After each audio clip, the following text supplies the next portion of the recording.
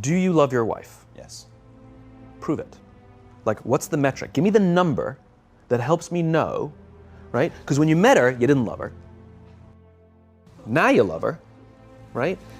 Tell me the day the love happened. It's an impossible question. But it's not that it doesn't exist, it's that it's much easier to prove over time, right? Leadership is the same thing. It's about transition. So if you were to go to the gym, it's like exercise, right?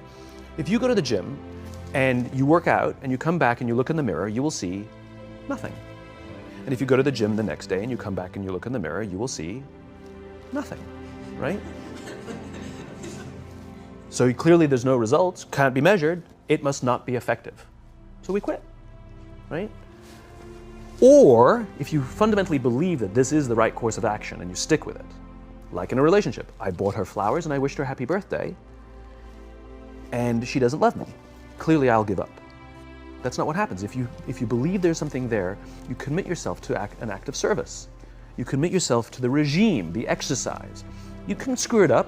You can eat chocolate cake one day, you can skip a day or two. You know, it allows for that. But if you stick with it consistently, I'm not exactly sure what day, but I know you'll start getting into shape. I know it.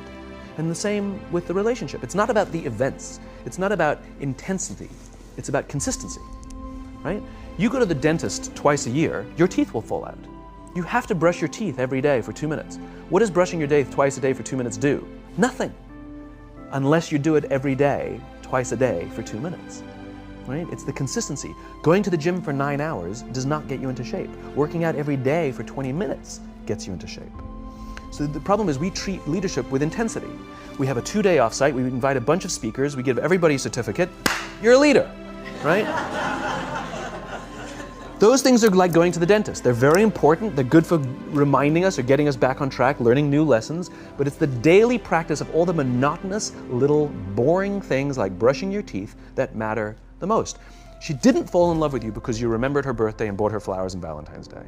She fell in love with you because when you woke up in the morning, you said good morning to her before you checked your phone. She fell in love with you because when you went to the fridge to get yourself a drink, you got her one without even asking. She fell in love with you because when you had an amazing day at work and she came home and she had a terrible day at work, you didn't say, yeah, but let me tell you about my day. You sat and listened to her awful day and you didn't say a thing about your amazing day. This is why she fell in love with you.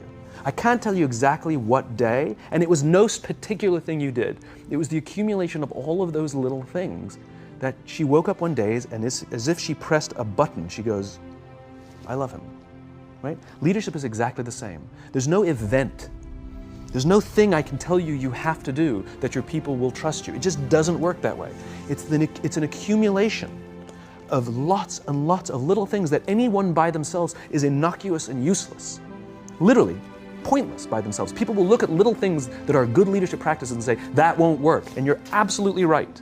But if you do it consistently, and you do it in combination with lots of other little things, like saying good morning to someone, that looking them in the eye.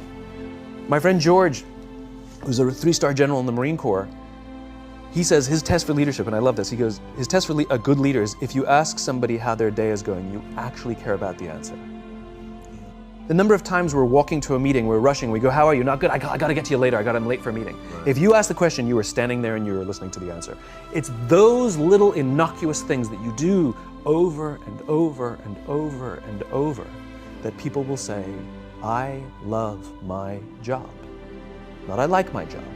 I like my job means, yeah, the challenge is great, they pay me well, I like the people. I love my job means, I don't want to work anywhere else. I don't care how much somebody else is willing to pay me. I'm devoted to the people here, and I care desperately about the people here as if they were my family. In business, we have colleagues and coworkers. In the military, they have brothers and sisters. That's how they think of each other. If you really have a strong corporate culture, the people will think of each other like brothers and sisters. It's like a family, right? No, brothers and sisters. Deep love. Fight, but the love doesn't go away. Bicker, the love doesn't go away. And I'll fight with my sister, but if you threaten my sister, you're gonna have to deal with me, right? We'll fight internally, we'll bicker with each other, but nobody's gonna hurt each other, and if anything from the outside shows up, you're looking at a unified front. Brothers and sisters. Now, how do you create brothers and sisters out of strangers? Common beliefs, common values, parents, in other words, executives who care about their children's success, who care to raise their children, teach them skills, discipline them when necessary, help them build their self-confidence so that they can go on and achieve something more than you could have ever imagined achieving for yourself. That's leadership.